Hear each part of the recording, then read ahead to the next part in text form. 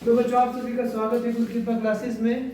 आज हम करने वाले हैं एक्सरसाइज 9.3 का क्वेश्चन नंबर 3। ये एक्सरसाइज सबसे इंपॉर्टेंट है हमारे पास एग्जामिनेशन पॉइंट ऑफ व्यू से, और यहाँ से क्वेश्चन नंबर 1 से लेके क्वेश्चन नंबर 6 तक एक क्वेश्चन 100% आपके एग्जाम में आने वाला है, ठीक है। और उसके बाद एक और क्वेश्चन आएगा हमारे पास 7 to 12 के बीच में, ठीक है ना। तो मतलब एंगल फाइंड करने के क्वेश्चंस जो भी हमारे पास 1 से 6 तक है, वहां से कोई एक क्वेश्चन आया नहीं आएगा आपको, ठीक है। और उसके बाद 7 to 12 भी एक क्वेश्चन आ सकता है आपके पास, ठीक है।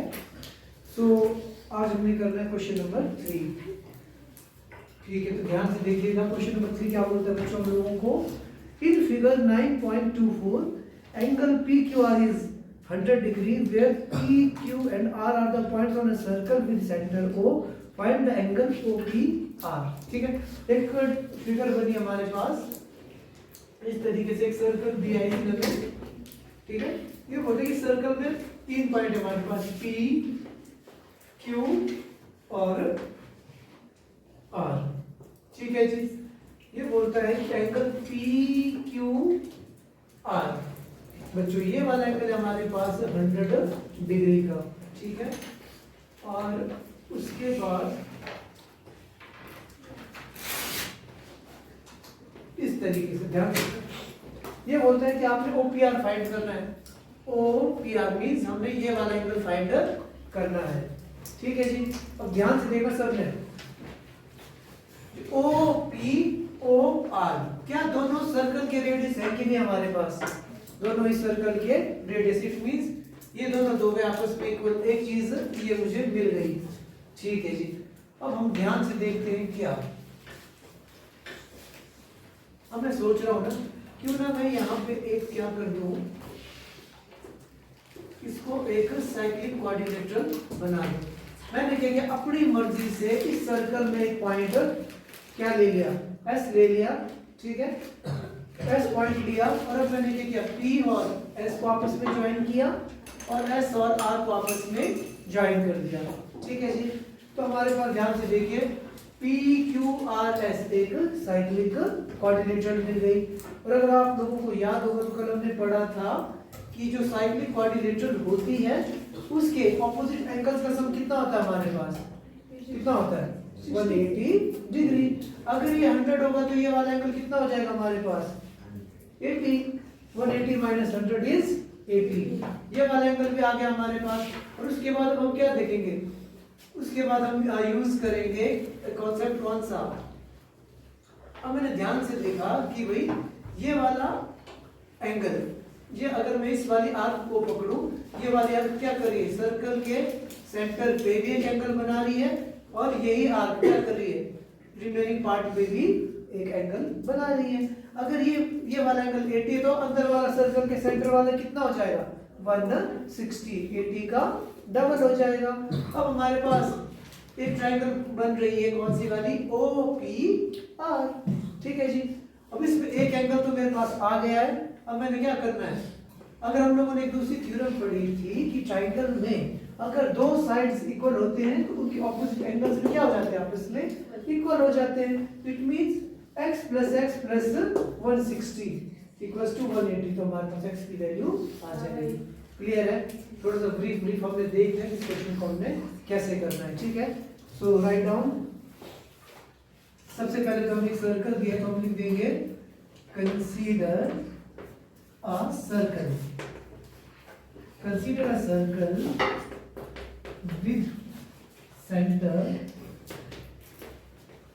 O, ठीक है जी। सेंटर O है हमारे पास, और जिसमें हम लोगों को दिया है बच्चों angle PQR equals to 100 degree, समझ में आया सबको। और अब मैंने बोला कि मैंने अपनी मर्जी से क्या किया, मैंने बोला take a point S on the circle and join PS and SR। मैंने बोला मैंने अपनी मर्जी से क्या किया, सर्कल में कोई एक पॉइंट S लिया, SR, और हमने क्या किया SP को आपस में ज्वाइन कर दिया। ठीक है जी, तो हमारे पास क्या मिल गया, therefore we get a cyclic quadrilateral. हम लोगों को एक साइक्लिक क्वाड्रिलेटरल मिल गई। कौन सी वाली बच्चों? जिसका नाम है PQRS। अगर ये साइक्लिक क्वाड्रिलेटरल है तो इसके ऑपोजिट एंगल्स क्या होंगे, आपस में इक्वल होंगे। सॉरी इक्वल क्या, ऑपोजिट एंगल्स का सम कितना होगा, 180 डिग्री। तो ऑपोजिट एंगल कौन कौन से पकड़ने मैंने, अगर मैं इन दोनों को पकड़ूंगा कोई फायदा नहीं है, क्योंकि मुझे ना इसकी वैल्यू पता है ना इसकी, बट इन दोनों एंगल्स को पकड़ूंगा और वो वाला कॉन्सेप्ट लगाऊंगा तो मुझे फायदा है, क्योंकि एक एंगल मेरे पास गिवन है। So we will write angle PQR plus angle PSR। कितना होगा बच्चों हमारे पास, 180 डिग्री। सो इसका सम 180 डिग्री है। क्यों है भाई, हम लिख देंगे opposite angle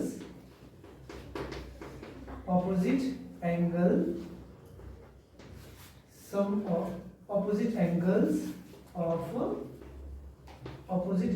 of cyclic quadrilateral. जितना हो सके आप लोगों ने ना हर स्टेप में रीजंस लिखना है, ताकि दोबारा जब इस क्वेश्चन को आप करो ना आपको याद रहेगा कि स्टेप कहां से आया। ठीक है, अच्छा जी, तो PQR कितना था बच्चों हमारे पास, 100 डिग्री।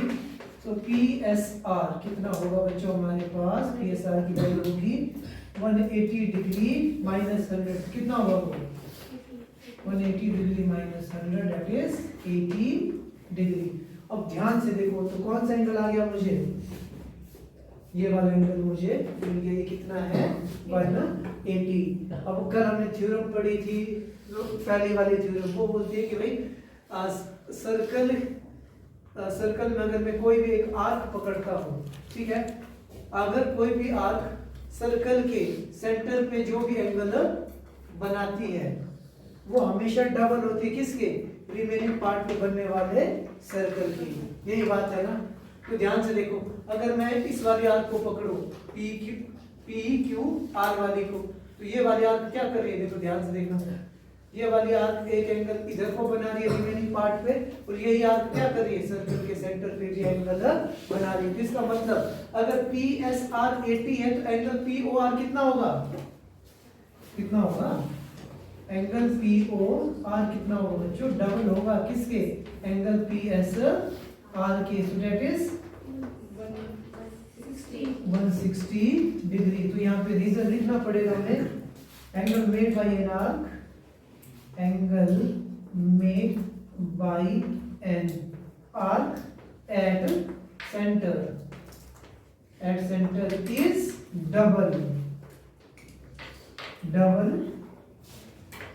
the angle, मैंने बोला angle made by an arc at centre is double the angle made by an arc at remaining part of a circle, remaining part of a circle. आई बात समझ में, मैंने बोला कि भाई अगर कोई भी आर्क सर्कल के सेंटर पे कोई एंगल बनाती है वो डबल होती है किसके, रिमेनिंग पार्ट पे बनने वाले एंगल की। आई बात समझ में, नहीं आई क्या, देखो ना, देखो कल अपने कॉन्सेप्ट तो पढ़ा था, देखो अगर आप लोगों को याद होगा, देखो मान के चलते हैं, मैंने इस वाले आर्क की बात कर रहा हूँ, छोटी सी आर्क है, ठीक है। देखो ये बोलती थी कि अगर ये आर्क क्या करे, सर्कल के सेंटर पे कोई एंगल बना रही है, देखो इस तरीके से, अगर यही आर्क ना किसी दूसरे पार्ट पे भी एंगल बना दे इस तरीके से, तो मैंने बोला था कि भाई ये वाला जो एंगल अगर कितना है, मान के चलते एंगल 60 है, तो ऊपर वाला एंगल कितना होगा उसका हाफ। अगर ये एंगल 30 है तो इसका डबल कितना होगा, 60। आई बात समझ में, ये बोल रहा है, यही चीज है ना। अब यहाँ पे क्या चीज, यही चीज उल्टी हो गई, तो मान के चलो आप कहाँ गए, इसको मान लो, ये वाली जो लाइन है ना ये है वो, ठीक है। अब ये क्या करिए, सर्कल के सेंटर पे एंगल बना लिए इस तरीके से, ठीक है। और यही आर्क क्या कर रही है, रिमेनिंग पार्ट के लिए एंगल बना रही है। रिमेनिंग पार्ट कितना है, 80, तो सर्कल के सेंटर पे क्या होगा, 80 का डबल, 80 का डबल कितना होगा, 60। क्लियर है बात, अब लगा पता, ठीक है। अब देखो अब हमने क्या करना है, बट अब मुझे ना ये वाला एंगल तो मिल गया, ये कितना आ गया हमारे पास 160, बट मुझे ये वाला एंगल थोड़ी चाहिए था, मुझे तो चाहिए था ये वाला, ठीक है। So we will write taking triangle OPR। अब OPR कैसा है, इसकी दो साइड्स कैसी आपस में इक्वल है, कौन कौन सी, OP and OR।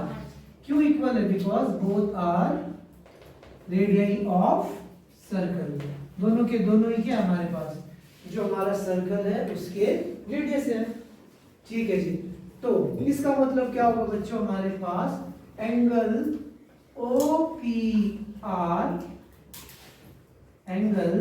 OPR must be equals to, OPR must be equals to angle ORP। समझ में आया, मैंने बोला ये वाला एंगल और ये वाला एंगल, दो एंगल्स क्या होंगे आपस में इक्वल होंगे। क्यों होंगे, क्योंकि हमने पढ़ा था किसी भी ट्राइंगल में अगर दो साइड्स इक्वल होती है उसके ऑपोजिट एंगल्स भी क्या होते हैं आपस में इक्वल होते हैं। तो आप रीजन लिखोगे, angle opposite to the equal sides are equal.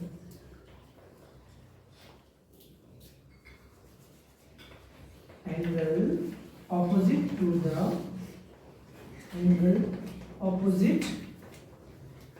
the equal side of a circle, angles opposite to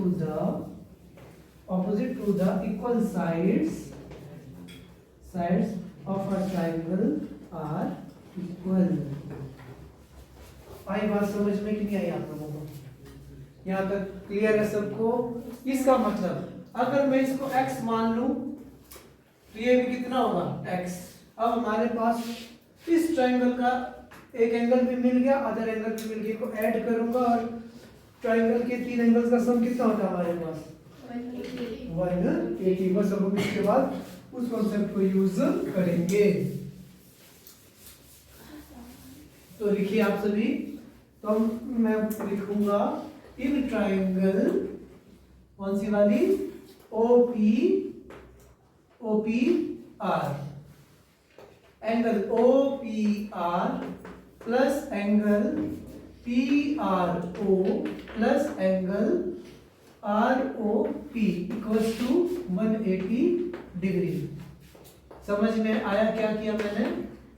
सबसे पहले मैंने कौन से एंगल को लिखा, OPR।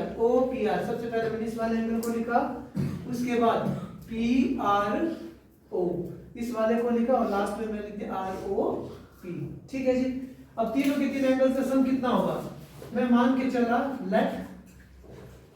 लेट एंगल OPR और एंगल ROP दोनों के दोनों एंगल्स क्या है आपस में इक्वल है, और इनको मैं मान के चला ये क्या बच्चों हमारे पास x के बराबर। ठीक है, एक मिनट में क्या लिखा, मैंने बोला कि एंगल्स OPR एक मिनट OP। अब ध्यान से देखना, OP साइड है, इसके ऑपोजिट है ये वाला एंगल ORP है, ORP साइड लिखना, ORP साइड लिख दो और OR के ऑपोजिट है ये वाला एंगल OPR। आगे पीछे हो गया था OPR, फर्क तो कुछ नहीं पड़ता बट फिर भी एक्यूरेट चलेंगे हम कि OP के ऑपोजिट कौन था, ये वाला, उसके ऑपोजिट था ये वाला। ठीक है जी, समझ में आया सबको? ठीक है जी। तो मैंने क्या बोला जी, अच्छा ये क्या लिख दिया मैंने बोला एंगल OPR किसके बराबर है, एंगल ORP के, इन दोनों को मैंने माना x। ठीक है जी, तो लिखिए x प्लस PRO, ये भी क्या होगा हमारे पास, अब PRO बोलूं या ORP, दोनों का मतलब क्या है, सेम है। ठीक है जी, तो ये हो गया x प्लस ROP कितना हमारे पास, थोड़ी देर पहले हमने निकाला था, वो कितना था 160 डिग्री। तो कितना गया x plus x, 2x 180 degree minus 160 degree. तो x की वैल्यू कितनी आ गई हमारे पास 20 degree upon 2, that is 10 degree. That's it. That is your final answer. So you will write what? हम लिख देंगे, इसने बोला था देयरफॉर एंगल OPR पूछा था, तो हम लिख देते हैं OPR कितना है हमारे पास 10 degree. That is your answer. इस चीज का ख्याल रखना है ना, कई बार क्या हो जाता है, जब याद नहीं रहता ना, जैसे कि ORP लिखते हैं मैंने ORP, कई जगह लिख लेते हैं हम PRO, तो समझ जाना कोई फर्क नहीं पड़ता है, बीच वाले वर्टेक्स को देखना है, ठीक है। Okay then question number 4। तो क्वेश्चन नंबर 4 क्या बोल रहा है आप लोगों का, ध्यान से देखना। इस क्वेश्चन में भी हमारे पास एक फिगर बनी हुई है, ठीक है जी। ये बोलता है कि BC कोई पॉइंट है, यहाँ पे A पॉइंट है हमारे पास, यहाँ पे कोई पॉइंट है D, ठीक है जी। एक एंगल ऐसा बन गया हमारे पास और एक एंगल ऐसा बन गया, ठीक है जी। तो ये बोलता है कि इतना पूरा का पूरा बड़ा एंगल है हमारे पास 69, ये छोटा सा एंगल है 31, ठीक है जी, ठीक है। ये बोलता है ABC पूरा का पूरा बड़ा एंगल है 69 डिग्री का, ACB ये छोटा सा एंगल है 31।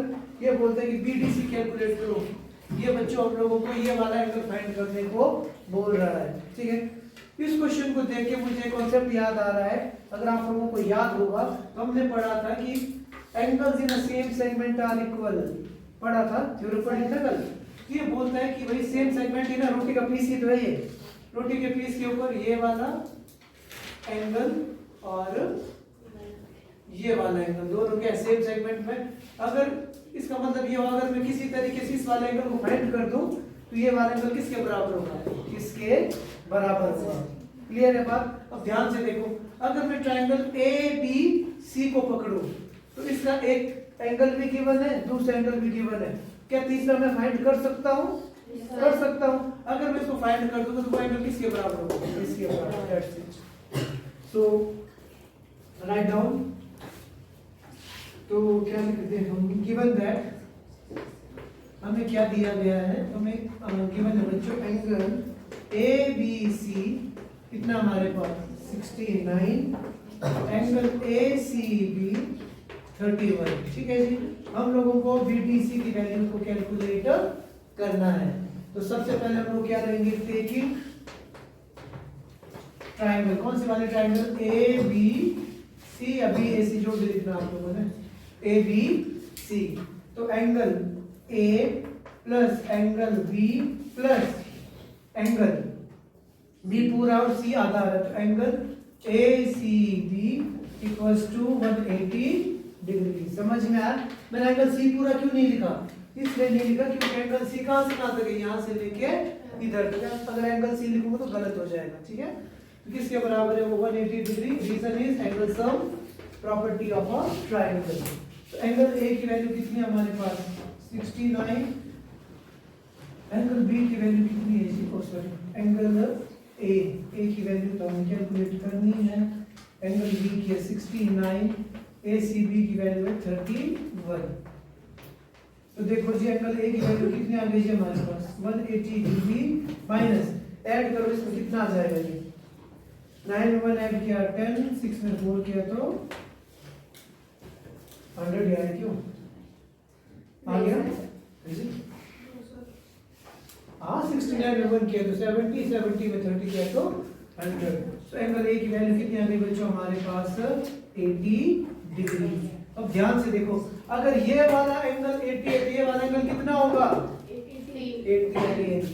सो we will write therefore angle BDC must be equals to angle A must be equals to 180 degree. Reason क्या होगा, इतना लिखेंगे नंबर नहीं मिलेंगे, नंबर मिलेगा जब एक लाइन लिखने पे, angles in a same segment. अगर आप लोग ऐसा लिखोगे तो पूरे मार्क्स मिलेंगे आपको। Angles in a same segment are equal. आई बात समझ में? Let's it question finish. ठीक है जी, we are doing question number 5। Question number 5 में भी क्या है बच्चों, हमारे पास एक फिगर बनी हुई है, एक सर्कल दिया है हम लोगों को, इसमें ये बोलता है कि 4 पॉइंट है A B C and D, ठीक है जी। तो ये बोलता है एंगल बी BEC, चलो ऐसा और ऐसा, ध्यान से देखना सब है ना।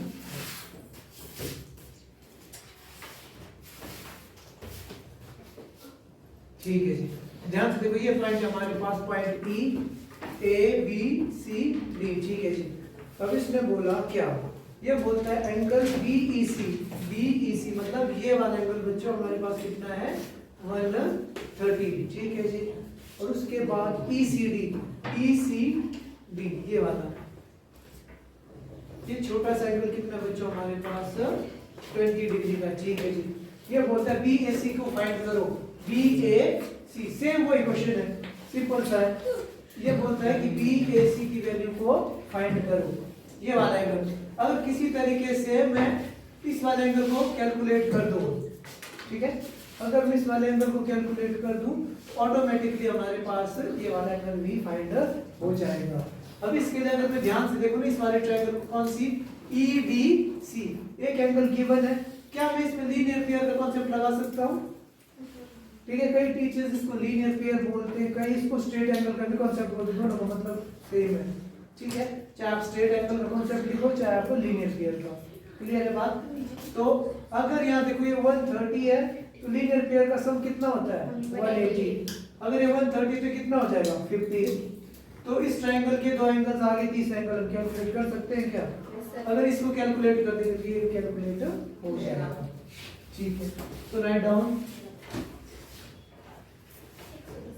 उसी नाम लिख लेते हैं, गिवन दैट हम लोगों को क्या दिया गया है, हम लोगों को दिया गया है बच्चों एंगल BEC कितना है हमारे पास 130, ठीक है जी। एंगल ECB कितना दिया हम लोगों को 20, और हम लोगों ने कैलकुलेट करना है BAC, ठीक है। एंगल BAC की वैल्यू को हम लोगों ने कैलकुलेट करना है।